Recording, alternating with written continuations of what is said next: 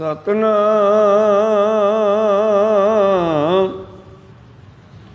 श्री वाहिगुरु साहिब जी। राती रुती थिती वार पवन पानी अग्नि पाताल। तिस बिच धरती थांब रखी धर्मसाल। तिस बिच जी जुगत के रंग तिनके नाम अनेक अनंत। कर्मी कर्मी होए विचार सच्चा आप सच्चा दरबार। वाहिगुरु जी का खालसा वाहिगुरु जी की फतेह। आओ गुरु प्यारे गुरु सवारे सतसंगी जनों, रोजाना की तरह पातशाह जी की अपार किरपा बख्शिश का सदका जपजी साहब विचों 34वीं पौड़ी का पाठ आप जी ने सरवण किया। इन्हां पवित्र बचनां दे राहीं धन धन श्री गुरु नानक देव जी महाराज सिद्धां दे नाल वार्ता करते हुए की कह रहे हैं, दसदे है कि ये पवित्र बाणी दियां बहुत सारियां पौड़ियां गोरखनाथ दे चेले सिद्धां दे नाल विचार करते हुए उचारण होईयां। तां सिद्धां ने धन धन श्री गुरु नानक देव महाराज जी नूं अनेकां तरह के प्रश्न सवाल किए, जिन्हां दे जवाब दे विच बेअंत बाणी उचारण हो गई। परथाए साखी महापुरख बोलदे सांझी सगल जहानां दे महावाक अनुसार साडे सब दे भले वास्ते।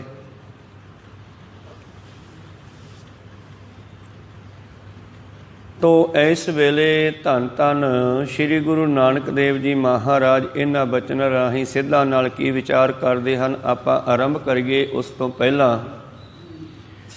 गुरु का बख्शिया फतेह का नारा करो बुलंद गज के आखो जी वाहिगुरु जी का खालसा वाहिगुरु जी की फतेह।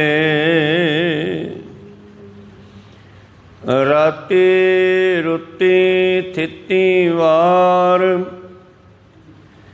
पवन पानी अग्नि पाताल। सिद्धा ने बेनती की सतगुरु पातशाह जी नूं कि महाराज वेदां दे विच मनुख दीयां 3 अवस्था ही लिखियां होईयां, कर्म उपासना अते ज्ञान। कुछ इन्हां बारे भी दसो। धन धन श्री गुरु नानक देव महाराज कहने सिद्धो 3 नहीं, जीव दीयां 5 अवस्था हन। भाव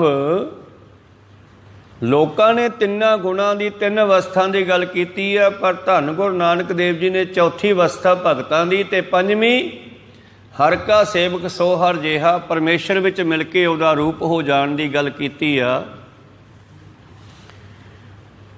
संसार ने 3 भूमिका की गल कीती आ, सतगुरां ने 5 दी कीती आ। रजो तमो सतो 3 गुणां की गल कीती है, सतगुरां ने 4 की कीती आ। रज तम सत कल तेरी छाया 4थे गुण परमगत पाया, 4थे गुण परम पद पाया। तो इस तरह जिहड़े 3 गुण हन गुरु प्यारिओ, इन्हां 3 गुणां दे विच संसार है ते परमेश्वर दे प्यारे 4थे कला वाले गुण विच वरतदे है। उत्थे ही कहा गया है, वाजे 5 शब्द तित घर सुभागे कला जित घर धारी आ। जे शरीर के अंदर परमेश्वर की नाम रूपी कला टिक गई, उत्थे अनहद वाजे वजदे आ।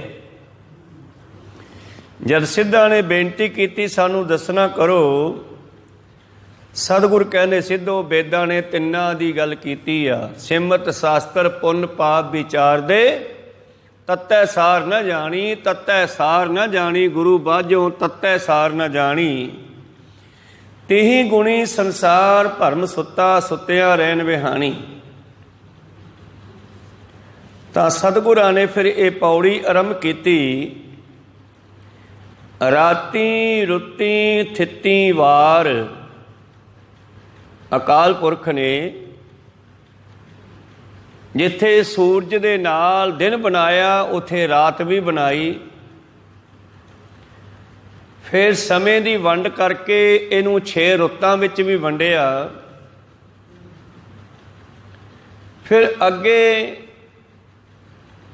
ਤਿੱਥਾਂ ਵਾਰਾਂ ਵਿੱਚ ਵੀ ਵੰਡਿਆ। ਅੰਗਰੇਜ਼ਾਂ ਨੇ ਇਸ ਨੂੰ 30 ਦਿਨਾਂ ਵਿੱਚ 31 ਦਿਨਾਂ ਵਿੱਚ ਵੰਡ ਲਿਆ।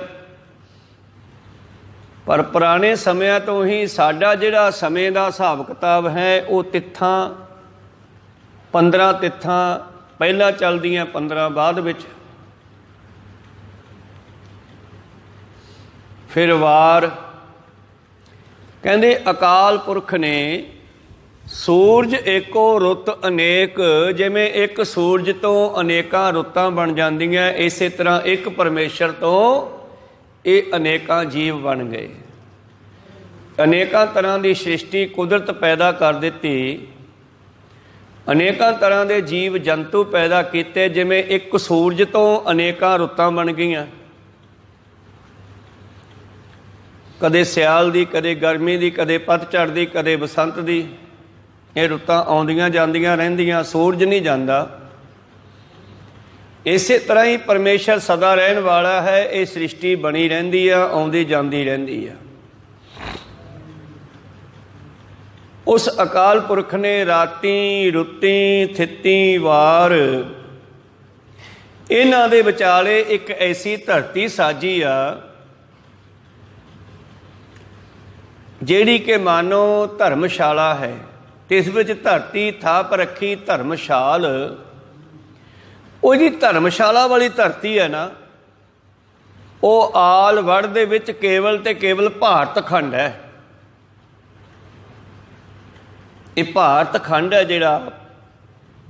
ਜਿਹੜਾ ਕਿ ਆ ਪਾਕਿਸਤਾਨ ਦੀ ਹੱਦ ਨੂੰ ਕੱਟ ਦਈਏ ਤੇ ਪਰਲਾ ਪਾਸਾ ਵੀ ਭਾਰਤ ਖੰਡ ਵਿੱਚ ਹੀ ਆਉਂਦਾ ਹੈ। ਇਹ ਧਰਮਸ਼ਾਲਾ ਹੈ। ਤੁਸੀਂ ਇਤਿਹਾਸ ਪਿਛਲਾ ਦੇਖ ਲਓ, ਜਿੰਨੇ ਪਰਮੇਸ਼ਰ ਦੇ ਅਵਤਾਰ ਪੀਰ ਪੈਗੰਬਰ ਹੋਏ ਉਹ ਇਸ ਭਾਰਤ ਦੀ ਧਰਤੀ ਤੇ ਪ੍ਰਗਟ ਹੋਏ ਜਾਂ ਪੈਦਾ ਹੋਏ। ਔਰ ਇਸ ਧਰਮਸ਼ਾਲ ਰੂਪੀ ਧਰਤੀ ਨੂੰ ਸਾਜ ਕੇ ਇਸ ਦੇ ਉੱਤੇ ਮਾਨੋ ਚੰਗੇ ਕੰਮ ਕਰਨ ਦਾ ਅਸਥਾਨ ਬਣਾਇਆ ਗਿਆ। ਧਰਮਸ਼ਾਲਾ ਧਰਮ ਦੇ ਕੰਮ ਕਰਨ ਵਾਲੀ ਜਗ੍ਹਾ। ਸ਼ਾਲ ਹੁੰਦੀ ਹੈ ਰਸੋਈ, ਪਾਠਸ਼ਾਲਾ ਜਿੱਥੇ ਪੜ੍ਹਿਆ ਜਾਂਦਾ ਹੈ, ਧਰਮਸ਼ਾਲਾ ਜਿੱਥੇ ਧਰਮ ਦੇ ਕੰਮ ਕੀਤੇ ਜਾਂਦੇ ਨੇ। ਇੱਥੇ ਕੀਤੇ ਹੋਏ ਚੰਗੇ ਕਰਮਾਂ ਦਾ ਫਲ ਫਿਰ ਦੂਜੇ ਖੰਡਾਂ ਵਿੱਚ ਜਾ ਕੇ ਲੋਕ ਸੁੱਖ ਭੋਗਦੇ ਹੈ, ਮਾੜੇ ਕਰਮਾਂ ਦਾ ਫਲ ਦੁੱਖ ਭੋਗਦੇ ਹੈ। ਭਾਵ ਦੂਸਰੀ ਧਰਤੀਆਂ ਦੇ ਉੱਤੇ ਜਾਂ ਇਸ ਧਰਤੀ ਦੇ ਉੱਤੇ ਅਨੇਕਾਂ ਤਰ੍ਹਾਂ ਦੀਆਂ ਟੇਢੀਆਂ ਜੂਨਾਂ ਵਿੱਚ ਜਾ ਕੇ ਫਿਰ ਆਪਣੇ ਕੀਤੇ ਹੋਏ ਕਰਮਾਂ ਦਾ ਫਲ ਵੀ ਭੋਗਦੇ ਆ। ਮਤਲਬ ਕਿ ਜੋ ਨਰਕ ਸਵਰਗ ਹੈ ਪਰਮੇਸ਼ਰ ਨੇ ਇਸ ਦੁਨੀਆ ਦੇ ਵਿੱਚ ਹੀ ਬਣਾਏ ਹੋਏ ਹਨ। ਸਿੱਧਾ ਨੇ ਪੁੱਛਿਆ, ਮਹਾਰਾਜ ਇਹ ਠੀਕ ਆ ਕਿ ਅਕਾਲ ਪੁਰਖ ਨੇ ਇਹ ਧਰਤੀ ਧਰਮਸ਼ਾਲਾ ਬਣਾ ਦਿੱਤੀ, ਇਸ ਧਰਤੀ ਤੇ ਕੋਈ ਚੰਗੇ ਕਰਮ ਕਰਦਾ ਤੇ ਉਹਨੂੰ ਸੁੱਖ ਮਿਲਦਾ ਹੈ। ਜਿਵੇਂ ਬਹੁਤ ਸਾਰੇ ਲੋਕ ਦੂਜੇ ਮੁਲਕਾਂ ਵਿੱਚ ਜਾ ਕੇ ਸੁੱਖ ਭੋਗਦੇ ਆ, ਸੁੱਖ ਮਿਲਦਾ ਹੈ। ਤੇ ਮਹਾਰਾਜ ਇਹਨਾਂ ਸੁੱਖਾਂ ਤੇ ਦੁੱਖਾਂ ਨੂੰ ਸਦਾ ਨਹੀਂ ਖਤਮ ਕਰਨਾ ਹੋਵੇ ਤੇ ਫਿਰ ਕੀ ਕਰਨਾ ਚਾਹੀਦਾ? ਧੰਨ ਧੰਨ ਸ਼੍ਰੀ ਗੁਰੂ ਨਾਨਕ ਦੇਵ ਜੀ ਕਹਿੰਦੇ ਫਿਰ ਨਾਮ ਜਪਣਾ ਚਾਹੀਦਾ। क्योंकि सुख भी खत्म हो जाते हैं तो दुख भी खत्म हो जाते हैं। दोने चीज़ां सदा नहीं रहन वालियां, ये खत्म होने वालियां। सुख दुख दोएदार कपड़े पहरे जाए मनुख। सिद्धा ने पूछया जी नाम, ये नाम जिहड़ा है इनू जपण दा समा की है? कहंदे इनू जदों मर्जी जपिया जा सकदा है, चाहे रात नू, चाहे किसी भी दिन, किसी भी थित नू, किसी भी वार नू। सतगुरु पातशाह तां इन्हां चीज़ां नू कट के हुण कर्म जिहड़े आ दिने कीते जांदे आ, रात नू मनुख सौं जांदा है। पर नाम जपण दा समा जिहड़ा इहदा कोई खास बन्निया होया नहीं है। ये तां सास सास सिमरो गोबिंद, मणि अंतर की उतरै चिंद। कई काम रात नू करन वाले आ, कई दिने करन वाले आ, पर नाम तां हमेशा जपना चाहिदा है। जदों भुख लगे तो प्रशादा उदों ही छक लैने आपां, टाइम थोड़ा देखते हैं। तो इस तरह ही ये आत्मा की भुख है। सच है नाम की लागै भूख, उत भूखै खाए चलिए दुख। पर धन गुरु नानक देव जी कहते जे किते पहले पैर जपिया जावे अमृत वेले, तो अमृत वेला, हुण अमृत वेला आ गया तो असी अमृत वेला केवल रात के तीजे चौथे पैर नूं कहने आ, पर नहीं। 84 लाख जूना चो मानस जामा प्राप्त होया, ये भी अमृत वेला है। दिन का पहला पैर, रात का पिछला पैर, जिथे दोने इकट्ठे होंदे आ उहनूं अमृत वेला कहंदे आ। रात का पिछला पहर, दिन का पिछला पहर ते रात जदों शुरू हुंदी है उहनूं संधि समा कहंदे आ। साडा रह रास का समा उही रखिया होया, सूरज छिपदे दे नाल करनी आ। क्यों? क्योंकि जिमें जिमें सूरज छिपदा जांदा साडा मन भी इकट्ठा हुंदा जांदा है, ते जिन्ना चिर मन इकट्ठा नहीं हुंदा उन्ना चिर नाम जपना बड़ा मुश्किल है। तां ते अमृत वेले भी मन खिंडिया नहीं हुंदा, क्योंकि हजे दिन नहीं चढ़िया हुंदा काम करन वास्ते। इस करके नितनेम का समा अमृत वेला दसिया गया, ते रह रास का समा वो संधि क्षमा जदों ना दिन है ना रात है, उस वेले रह रास का समा। धन गुरु नानक देव जी कहन लगे सिद्धा नूं सिद्धो, परमेश्वर का नाम जपण का समा पुछदे हो, इहदा कोई समा नहीं है। ये तो जदों जपिया जावे उदों ही ठीक है। वैसे जे पहले पहरे फुलड़ा फलपी पच्छा रात, जो जागन लहन से साई कन्नो दात। फरीदा पिछल रात ना जाग्यो जीवंदड़ो मोए होए, जे तै रब विसारिया तां रब ना विसरियो होए। तू पिछले पहर क्यों नहीं जाग्या रात दे? तू जिउंदा ही मर गया। जे तू अज नहीं उठिया तो कल नूं घौल ना करी। अज तू बसार दिता परमेश्वर नूं, अमृत वेले उठिया नहीं, कल नूं उठ खड़ी। जे तैं रब विसारिया तां रब ना विसरियो होए। अज तू भुल गया कल नूं ना भुल्ली। भाव गुरु बाणी सानू हर वेले सुचेत करदी है। तो बाबा फरीद जी कह रहे सीगे जिहड़े पहले पैर जागदे आ उदों फुੱਲ लगदे आ, ते फल भी लगदे आ। जिथे फुੱਲ लगे उत्थे फल भी लगणगे। इसे तरह ही जिहड़े अमृत वेले जागदे ने पहले पैर, दिन दे पहले पैर, रात दे पिछले पहर, उदों फुੱਲ लगदे आ। सिमरन करके नाम जप के अगे चल के उहदा सुख भी प्राप्त हुंदा है। अनेकों तरह के बचन सतगुरां ने बाणी विच कहा। कबीर सूता क्या करे उठ के ना जपै मुरार, एक दिन सोबन होए गो लांबे गोड़ पसार। जां ये भी लिखिया जागे संत जना मेरे राम प्यारे। कदों? उही अमृत वेला। भिन्नी रैनड़िए चमकण तारे। अमृत वेले उठ के जिस वेले तारे चमकदे हुंदे आ, ਭਾਵ ਰਾਤ ਹਜੇ ਗਈ ਨਹੀਂ, ਤਾਰੇ ਦਿਖਾਈ ਦਿੰਦੇ ਆ। ਉਸ ਵੇਲੇ ਉੱਠ ਕੇ ਪਰਮੇਸ਼ਰ ਦੇ ਪਿਆਰੇ ਨਾਮ ਜਪਣ ਲਈ ਬੈਠਦੇ ਆ। ਰਾਮ ਪਿਆਰੇ ਸਦਾ ਜਾਗੇ, ਨਾਮ ਸਿਮਰੈ ਅਣ ਦਿਨੋਂ। ਅਣ ਦਿਨੋਂ 40 ਦਿਨ 20 ਦਿਨ 30 ਦਿਨ ਨਹੀਂ, ਅਣ ਦਿਨੋਂ ਬਿਨਾਂ ਦਿਨ ਗਿਣਿਆ। ਹਰ ਵੇਲੇ ਇਸ ਤਰੀਕੇ ਦੇ ਨਾਲ ਜੇ ਕੋਈ ਪਹਿਲੇ ਪਹਿਰ ਦੇ ਤੜਕੇ ਉੱਠ ਕੇ ਭਜਨ ਕਰਦਾ ਹੈ ਤਾਂ ਬਹੁਤ ਸਾਰੇ ਸਿੱਖ ਜਿਹੜੇ ਹਨ ਉਹ ਅੰਮ੍ਰਿਤ ਵੇਲੇ ਉੱਠ ਕੇ ਨਾਮ ਜਪਦੇ ਹੈ। ਦਿਨ ਚੜੇ ਸੌਂ ਜਾਂਦੇ ਆ। ਕਈਆਂ ਨੂੰ ਐਂ ਲੱਗਦਾ ਵਿਚਾਰੇ ਉੱਠਦੇ ਹੀ ਨਹੀਂ ਸਦੇਹਾਂ। ਜੇ ਆਪਾਂ ਗੱਲ ਕਰੀਏ ਮਨਸੁਖ ਦਾਸ ਦੀ ਤੇ ਉਹਦੇ ਨਾਲ ਇਹੀ ਗੱਲ ਹੋਈ ਸੀ। ਜਦੋਂ ਵਪਾਰ ਕਰਨ ਵਾਸਤੇ ਸੰਗਲਾ ਦੀਪ ਗਿਆ, ਹੁਣ ਉੱਥੋਂ ਦੇ ਲੋਕ ਮੰਦਿਰਾਂ ਵਿੱਚ ਜਾਂਦੇ ਸਨ।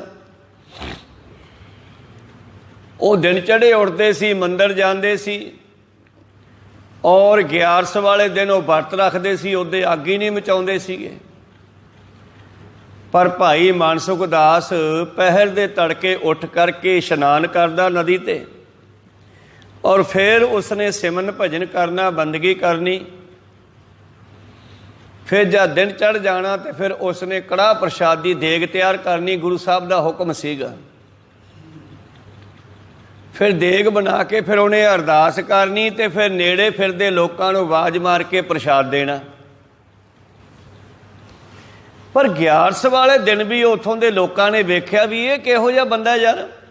ਉਹਨਾਂ ਨਹੀਂ ਪਤਾ ਸੀ ਕਿ ਕਿਸੇ ਗੁਰੂ ਨਾਨਕ ਵਰਗੇ ਪਰਮੇਸ਼ਰ ਰੂਪ ਦਾ ਸਿੱਖ ਹੈ ਇਹ ਕਿਹੋ ਜਿਹਾ ਹਿੰਦੂ ਹੈ। ਨਾ ਇਹ ਮੰਦਿਰ ਜਾਂਦਾ ਹੈ, ਨਾ ਇਹ ਤੜਕੇ ਉੱਠ ਕੇ ਨਹਾਉਂਦਾ ਹੈ, ਨਾ ਇਹ 11 ਵਾਲੇ ਦਿਨ ਵਰਤ ਰੱਖਦਾ ਹੈ। ਉਹਨਾਂ ਨੇ ਜਾ ਕੇ ਸ਼ਿਕਾਇਤ ਲਾਤੀ ਸੰਗਲਾ ਦੀਪ ਦੇ ਰਾਜੇ ਸ਼ਿਵਨਾਭ ਦੇ ਕੋਲ ਵੀ ਦੇਖੋ ਜੀ ਆਪਣੇ ਇਲਾਕੇ ਦਾ ਵਾਤਾਵਰਨ ਹੀ ਵਿਗਾੜ ਦੂਗਾ, ਇੱਕ ਇਹੋ ਜਿਹਾ ਬੰਦਾ ਆਇਆ ਆਪਣੇ ਇਲਾਕੇ 'ਚ। ਕਿਵੇਂ?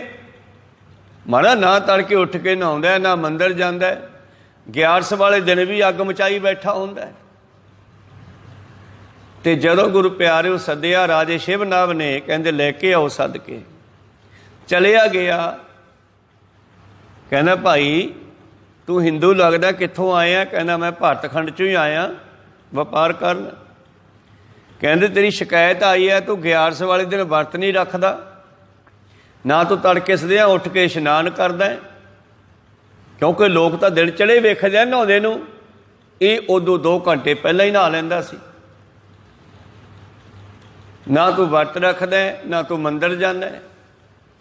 ਫਿਰ ਉੱਥੇ ਸ਼ਿਵਨਾਭ ਨੇ ਮਨਸੁਖ ਦਾਸ ਨੇ ਐਸਾ ਗਿਆਨ ਦਿੱਤਾ ਜਿਹੜਾ ਗੁਰੂ ਨਾਨਕ ਦੇਵ ਜੀ ਕੋਲੋਂ ਲੈ ਕੇ ਗਿਆ ਸੀਗਾ। ਕਹਿੰਦੇ ਰਾਜਾ ਸਾਹਿਬ ਨਹਾਉਣ ਦੀ ਗੱਲ ਕਰਦੇ ਹੋ ਤੇ ਬੰਦੇ ਨੂੰ ਪਹਿਰ ਰਾਤ ਰਹਿੰਦੀ ਇਸ਼ਨਾਨ ਕਰਨਾ ਚਾਹੀਦਾ।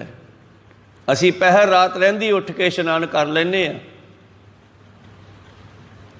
ਔਰ ਮੈਨੂੰ ਐਸਾ ਗੁਰੂ ਮਿਲਿਆ ਜਿਸ ਦਾ ਸਦਕਾ ਮੈਂ ਜਿਹੜਾ ਹੈ ਫਿਰ ਉਸ ਦਾ ਬਖਸ਼ਿਆ ਹੋਇਆ ਭਜਨ ਕਰਦਾ ਹਾਂ। ਮੈਂ ਮੂਰਤੀਆਂ ਦੀ ਪੂਜਾ ਨਹੀਂ ਕਰਦਾ। ਜਿਹੜਾ ਪਹਿਰ ਦੀ ਤੜਕੇ ਪਹਿਰ ਰਾਤ ਰਹਿੰਦੀ ਇਸ਼ਨਾਨ ਕਰਦਾ ਉਹਦਾ ਇੰਨਾ ਫੁੱਲ ਹੈ ਜਿਵੇਂ ਫਲ ਹੈ ਜਿਵੇਂ ਕੋਈ 1.25 ਮਣ ਪੱਕਾ ਸੋਨਾ ਦਾਨ ਕਰਨਾ ਹੋਵੇ। ਉਦੋਂ ਘੰਟਾ ਬਾਅਦ ਉੱਠ ਕੇ ਇਸ਼ਨਾਨ ਕਰਨ ਦਾ ਫਲ ਹੈ 1.25 ਮਣ ਪੱਕੀ ਚਾਂਦੀ ਦਾਨ ਕਰਨੀ ਹੋਵੇ। ਲੋਕ ਦਾਨ ਦਾ ਫਲ ਮੰਗਦੇ ਆ ਨਾ, ਤਾਂ ਇਸ ਇਸ਼ਨਾਨ ਦਾ ਵੀ ਫਲ ਮਿਲਦਾ ਹੈ। ਕਹਿੰਦੇ ਦਿਨ ਚੜੇ ਨਹਾਉਣ ਵਾਲੇ ਨੂੰ ਤਾਂ ਫਿਰ ਇੰਨਾ ਕੀ ਫਲ ਮਿਲਦਾ ਜਿਵੇਂ ਕੋਈ 1.25 ਮਣ ਪਾਣੀ ਦਾਨ ਕਰ ਦੇਵੇ। ਤੇ ਜਿਹੜਾ ਧੁੱਪ ਚੜੀ ਤੋਂ ਨਹਾਉਂਦਾ ਹੈ ਉਹ ਤਾਂ ਐਵੇਂ ਜਾਨਵਰਾਂ ਨੂੰ ਤੰਗ ਹੀ ਕਰਦਾ, ਕਿਉਂਕਿ ਜਾਨਵਰ ਵੀ ਜਲ ਜੰਤੂ ਵੀ ਪਾਣੀ ਵਿੱਚ ਉੱਠ ਖੜਦੇ ਆ, ਫਿਰ ਤਾਂ ਉਹਨਾਂ ਨੂੰ ਦੁੱਖ ਹੀ ਦਿੰਦਾ। ਜਿਹੜੀ ਗੱਲ ਕਰਦਾ ਤੂੰ ਮੈਂ ਵਰਤ ਨਹੀਂ ਰੱਖਦਾ, ਤੇ ਮਨੁੱਖ ਨੂੰ ਰੋਟੀ ਤੋਂ ਵਰਤ ਨਹੀਂ, ਵਰਤ ਰੱਖਣਾ ਚਾਹੀਦਾ ਮਾੜੇ ਕੰਮਾਂ ਤੋਂ। ਬੰਦਾ ਮਾੜੇ ਕੰਮ ਤਾਂ ਛੱਡਦਾ ਨਹੀਂ ਗਾ ਤੇ ਐਵੇਂ ਕਰਮਕਾਂਡ ਕਰੀ ਜਾਂਦਾ। ਜਦੋਂ ਇੱਦਾਂ ਗਿਆਨ ਦੀਆਂ ਗੱਲਾਂ ਸੁਣਾਈਆਂ, ਜਿਸ ਤਰ੍ਹਾਂ ਵਰਤ ਦੱਸਿਆ 10ਵੇਂ ਪਾਤਸ਼ਾਹ ਜੀ ਨੇ, ਅਲਪ ਆਹਾਰ ਸੁਲਪਸੀ ਨਿੰਦਰਾ ਦਇਆ ਸ਼ਿਮਾ ਧਨ ਪ੍ਰੀਤ ਸੀਲ ਸੰਤੋਖ ਸਦਾ ਨਿਰਵਾਹਿਵੋ ਹਵੈਵੋ ਤ੍ਰੈ ਗੁਣ ਅਤੀਤ ਕਾਮ ਕ੍ਰੋਧ ਅਹੰਕਾਰ ਲੋਭ ਹਠ ਮੋਹ ਨ ਮਨ ਸਿਓ ਲਿਆਵੈ ਤਬ ਹੀ ਆਤਮ ਤਤ ਕੋ ਦਰਸੈ ਪਰਮ ਪੁਰਖ ਕੈ ਪਾਵੈ। ਤਾਂ ਹੀ ਆਪਣੇ ਆਪ ਨੂੰ ਜਾਣ ਸਕਦਾ ਮੈਂ ਕੌਣ ਆ, ਕਿੱਥੋਂ ਆਇਆ, ਕੀ ਲੈਣ ਆਇਆ। ਰੱਬ ਨੂੰ ਵੀ ਜਾਣ ਸਕਦਾ। ਥੋੜ੍ਹਾ ਖਾਵੇ ਥੋੜ੍ਹਾ ਸੌਵੇਂ, ਜਮਾਂ ਰੋਟੀ ਛੱਡਣ ਦੀ ਲੋੜ ਨਹੀਂ ਹੈ, ਲੋੜ ਮੁਤਾਬਕ ਖਾਣੀ ਚਾਹੀਦੀ ਹੈ। ਬਹੁਤੀ ਢਿੱਡ ਭਰ ਕੇ ਵੀ ਨਹੀਂ ਖਾਣੀ ਚਾਹੀਦੀ ਕਿ ਤੜਕੇ ਉੱਠਿਆ ਹੀ ਨਾ ਜਾਵੇ। ਕਹੋ ਸਤਿਨਾਮ ਸ੍ਰੀ। ਇਸ ਕਰਕੇ ਜਦੋਂ ਸ਼ਿਵਨਾਮ ਨੂੰ ਇਹ ਗੱਲਾਂ ਦਸੀਆਂ ਤਾਂ ਸ਼ਿਵਨਾਮ ਦਾ ਦਿਮਾਗ ਘੁਮਾ ਦਿੱਤਾ ਗੱਲਾਂ ਗਿਆਨ ਦੀਆਂ। ਜਦ ਸੁਣੀਆਂ ਕਹਿੰਦਾ ਮੈਨੂੰ ਤੇਰੇ ਗੁਰੂ ਨਾਲ ਮਿਲਾ ਯਾਰ, ਤੇਰੀਆਂ ਤਾਂ ਗੱਲਾਂ ਹੀ ਤੱਤ ਦੀਆਂ। ਸਿਮਰਤ ਸ਼ਾਸਤਰ ਪੁੰਨ ਪਾਪ ਵਿਚਾਰ ਦੇ ਤੱਤੈ ਸਾਰ ਨਾ ਜਾਣੀ। ਇਹ ਤੱਤ ਦੀ ਗੱਲ ਗੁਰੂ ਨਾਨਕ ਨੇ ਦੱਸੀ ਤੇ ਮਨਸੁਖ ਨੇ ਸ਼ਿਵਨਾਮ ਨੂੰ ਦੱਸੀ। ਫਿਰ ਉਹ ਸ਼ਿਵਨਾਮ ਇੰਨਾ ਵਿਰਾਗਮਾਨ ਹੋ ਗਿਆ ਹੈ ਕਿ ਧੰਨ ਗੁਰੂ ਨਾਨਕ ਦੇਵ ਜੀ ਨੂੰ ਦੂਜੀ ਉਦਾਸੀ ਜਿਹੜੀ ਹੈ ਫਿਰ ਸੰਗਲਾ ਦੀਪ ਦੀ ਲਾਉਣੀ ਪਈ। ਕਹੋ ਸਤਿਨਾਮ ਸ੍ਰੀ। ਉਹ ਤਾਂ ਇੱਥੋਂ ਤੱਕ ਵਿਰਾਗਮਾਨ ਹੋ ਗਿਆ, ਕਹਿੰਦਾ ਜਿਹੜਾ ਬਚਿਆ ਸਮਾਨ ਹੈ ਇਹ ਮੇਰੇ ਸਟੋਰ ਵਿੱਚ ਛੱਡ ਦੇ, ਜਿੰਨੇ ਦਾ ਹੈਗਾ ਪੈਸੇ ਮੈਥੋਂ ਲੈ ਲਾ ਤੇ ਮੈਨੂੰ ਹੁਣੇ ਲੈ ਕੇ ਚੱਲ ਤੇਰੇ ਗੁਰੂ ਕੋਲ। ਮਾਨਸੁਖ ਦਾਸ ਕਹਿੰਦੇ ਰਾਜਾ ਸਾਹਿਬ ਐਦਾਂ ਨਹੀਂ ਮਿਲਦਾ ਮੇਰਾ ਗੁਰੂ ਤਾਂ ਆਪੇ ਆਊਗਾ, ਤੂੰ ਇੱਥੇ ਬੈਠ ਕੇ ਯਾਦ ਕਰ। ਕਹੋ ਸਤਿਨਾਮ ਸ੍ਰੀ। ਫਿਰ ਸ਼ਿਵਨਾਮ ਨੇ ਉੱਥੇ ਯਾਦ ਕਰਨਾ ਸ਼ੁਰੂ ਕੀਤਾ। ਬਹੁਤ ਸਾਰੇ ਪਖੰਡੀ ਵੀ ਉੱਥੇ ਨਾਨਕ ਬਣ ਕੇ ਗਏ। ਫਿਰ ਉਸਨੇ ਪਰਖਣਾ ਸ਼ੁਰੂ ਕੀਤਾ ਤੇ ਅਖੀਰ ਧੰਨ ਧੰਨ ਸ਼੍ਰੀ ਗੁਰੂ ਨਾਨਕ ਦੇਵ ਜੀ ਮਹਾਰਾਜ ਪਹੁੰਚ ਗਏ ਤੇ ਉਸ ਨੂੰ ਰਸਤੇ ਪਾਇਆ, ਮਾਰਗ ਦਰਸ਼ਨ ਕੀਤਾ। ਤੋ ਅੰਮ੍ਰਿਤ ਵੇਲਾ ਰਾਤ ਨੂੰ ਉੱਠ ਕੇ ਇਸ਼ਨਾਨ ਕਰਕੇ ਬਹਿ ਜਾਣਾ, ਨਾਮ ਜਪਣ। ਤੜਕੇ ਭਾਵੇਂ ਸੌਂ ਜਾਓ, ਉੱਠ ਕੇ 2 ਘੰਟੇ ਸੌਂ ਲਓ, ਆਰਾਮ ਕਰ ਲਓ, ਫਿਰ ਦਿਨ ਚੜੇ ਸਾਰਾ ਕੰਮ ਕਾਰ ਕਰੋ। ਤੋ ਪੋਪਟੂ ਤਾਰੂ ਪੋਪਟ ਨਾਮ ਦਾ ਵੀ ਇੱਕ ਸਿੱਖ ਹੈ। ਇਹ ਵੀ ਕਹਿੰਦੇ ਪਹਿਰ ਰਾਤ ਰਹਿੰਦੀ ਉੱਠ ਕੇ ਕੀਰਤਨ ਕਰਦਾ, ਸਿਮਰਨ ਭਜਨ ਬੰਦਗੀ ਕਰਦਾ। ਤੇ ਇਸ ਕਰਕੇ ਸਤਿਗੁਰੂ ਪਾਤਸ਼ਾਹ ਜੀ ਨੂੰ ਪੁੱਛਿਆ ਸਿੱਧਾ ਨੇ ਕਿ ਇਹ ਨਾਮ ਜਿਹੜਾ ਤੁਸੀਂ ਜਪਣ ਨੂੰ ਕਹਿੰਦੇ ਹੋ ਕਦੋਂ ਜਪਣਾ ਚਾਹੀਦਾ ਹੈ? ਕਹਿੰਦੇ ਦਿਨ ਰਾਤੀ ਆਰਾਧੋ, ਦਿਨ ਰਾਤ, ਰਾਤੀ ਰੁੱਤੀ ਥਿੱਤੀ ਵਾਰ, ਪਵਨ ਪਾਣੀ ਅਗਨੀ ਪਾਤਾਲ, ਤਿਸ ਵਿੱਚ ਧਰਤੀ ਥਾਪ ਰੱਖੀ ਧਰਮਸਾਲ, ਤਿਸ ਵਿੱਚ ਜੀ ਜੁਗਤ ਕੇ ਰੰਗ, ਤਿਨ ਕੇ ਨਾਮ ਅਨੇਕ ਅਨੰਤ। ਇਹ ਧਰਤੀ ਰੂਪੀ ਧਰਮਸ਼ਾਲਾ ਦੇ ਉੱਤੇ ਪੌਣ ਪਾਣੀ ਅੱਗ ਆਦਿ ਸਾਰੇ ਤੱਤ ਪਰਮੇਸ਼ਰ ਨੇ ਇਹ ਜੀਵ ਦੇ ਵਾਸਤੇ ਪੈਦਾ ਕੀਤੇ ਤੇ ਜੀਵ ਦਾ ਕੰਮ ਹੈ ਉਹਦਾ ਨਾਮ ਜਪਣਾ। ਮਿਹਰਬਾਨ ਸਹਿ ਮੇਰਾ ਮਿਹਰਬਾਨ ਜੀ ਸਗਲ ਕੋ ਦੇ ਦਾਨ, ਤੂੰ ਕਾਹੇ ਡੋਲੇ ਪ੍ਰਾਣੀਆਂ ਤੁਧ ਰਾਖੇਗਾ ਸਿਰਜਨਹਾਰ, ਜਿਨ ਪੈਦਾਇਸ਼ ਤੂੰ ਕੀਆ ਸੋਈ ਦੇ ਆਧਾਰ। ਤੇਰਾ ਕੰਮ ਕੀ ਹੈ? ਕਰ ਬੰਦੇ ਤੂੰ ਬੰਦਗੀ ਜਿਚਰ ਘਟ ਮੈਂ ਸਾਹੋ, ਜਿੰਨਾ ਚਿਰ ਤੇਰੇ ਵਿੱਚ ਸਵਾਸ ਹਨ ਤੂੰ ਉਹਦੀ ਬੰਦਗੀ ਕਰਿਆ ਕਰ। ਇਸ ਕਰਕੇ ਪਰਮੇਸ਼ਰ ਨੇ ਸੂਰਜ ਏਕੋ ਰੁੱਤ ਅਨੇਕ, ਨਾਨਕ ਕਰਤੇ ਕੇ ਕੀਤੇ ਵੇ। ਸੂਰਜ ਤੋਂ ਅਨੇਕਾਂ ਰੁੱਤਾਂ ਬਣ ਗਈਆਂ, ਪਰਮੇਸ਼ਰ ਦੇ ਵੀ ਅਨੇਕਾਂ ਰੂਪ ਹਨ। ਇਸ ਕਰਕੇ ਹਿੰਦੂ ਮਤ ਵਿੱਚ ਅਨੇਕਾਂ ਤਿੱਥਾਂ ਨੂੰ ਚੰਗਾ, ਵਾਰਾਂ ਨੂੰ ਚੰਗਾ ਮਾੜਾ ਦੱਸਿਆ ਜਾਂਦਾ ਹੈ। ਪਰ ਸਤਿਗੁਰੂ ਪਾਤਸ਼ਾਹ ਜੀ ਕਹਿੰਦੇ ਸਿੱਖੋ ਅਸਲ ਦੇ ਵਿੱਚ ਉਹੀ ਸਮਾਂ ਚੰਗਾ ਜਦੋਂ ਮਨੁੱਖ ਨਾਮ ਜਪਦਾ ਹੈ, ਪਰਮੇਸ਼ਰ ਨਾਲ ਜੁੜਦਾ ਹੈ। ਧੰਨ ਗੁਰੂ ਨਾਨਕ ਦੇਵ ਮਹਾਰਾਜ ਜੀ ਕਹਿਣ ਲੱਗੇ ਮਹਾ ਦਿਵਸ ਮੂਰਤ ਭਲੇ, ਜਿਨ ਕੋ ਨਦਰ ਕਰੇ ਨਾਨਕ ਮੰਗੈ ਦਰਸਦਾਨ, ਕਿਰਪਾ ਕਰੋ ਹਰੇ। 5ਵੇਂ ਪਾਤਸ਼ਾਹ 12 ਮਾਹਾਂ ਦੇ ਵਿੱਚ 12 ਮਾਹਾਂ ਦੇ 12 ਮਹੀਨਿਆਂ ਦੇ 12 ਸ਼ਬਦ ਤੇ 2 ਹੋਰ ਹੈ, ਇੱਕ ਮੂਹਰੇ ਤੇ ਇੱਕ ਪਿੱਛੇ। 14 ਸ਼ਬਦਾਂ ਦੇ ਵਿੱਚ ਕੇਵਲ ਤੇ ਕੇਵਲ ਸਤਿਗੁਰਾਂ ਨੇ ਮਹੀਨਿਆਂ ਦੀ ਮਹਿਮਾ ਨਹੀਂ ਕੀਤੀ ਗਈ ਬਈ ਕੱਤਕਰਾ ਮਹੀਨਾ ਚੰਗਾ ਤੇ ਦੂਜਾ ਮਾੜਾ ਹੈ। ਇਹਨਾਂ ਸਾਰਿਆਂ ਮਹੀਨਿਆਂ 'ਚ ਇਹ ਕਿਹਾ ਕਿ ਨਾਮ ਜਪਣ ਵਾਲਾ ਸਮਾਂ ਚੰਗਾ ਤੇ ਬਾਕੀ ਮਾੜਾ ਹੈ। ਆਸਾੜ ਤਪੰਦਾ ਤਿਸ ਲੱਗੇ, ਹਰ ਨਾਹੋ ਨਾ ਜਿੰਨਾ ਪਾਸ, ਆਸਾੜ ਸੁਹੰਦਾ ਤਿਸ ਲੱਗੇ, ਜਿਸ ਮਨ ਹਰ ਚਰਨ ਨਿਵਾਸ। ਉਹਦੇ ਵਾਸਤੇ ਹਾੜ ਦਾ ਮਹੀਨਾ ਵਧੀਆ ਹੈ, ਜਿਹੜਾ ਹਰੀ ਦੇ ਚਰਨਾਂ ਨਾਲ ਜੁੜਦਾ ਹੈ। ਜਿਹੜਾ ਨਹੀਂ ਜੁੜਦਾ ਉਹਦੇ ਵਾਸਤੇ ਸਾਉਣ ਦਾ ਮਹੀਨਾ ਵੀ ਖਰਾਬ ਹੈ। ਕਹੋ ਸਤਿਨਾਮ, ਦੁਖਦਾਈ ਹੈ।